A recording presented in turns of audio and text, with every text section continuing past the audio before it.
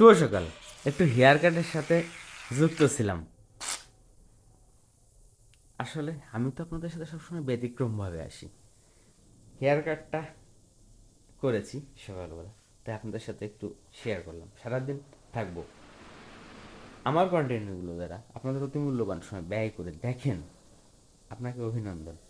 আর আপনার যদি হেয়ার কাটটা ভালো লেগে থাকে তাহলে অবশ্যই আমার চ্যানেলটিকে সাবস্ক্রাইব করবেন, আর পাশে থাকা বেল আইকন ঘন্টাটা চেপে অল করে দেবেন, যাতে আমার ব্যতিক্রম ব্যতিক্রম ভিডিও সবার আগে আপনি পান।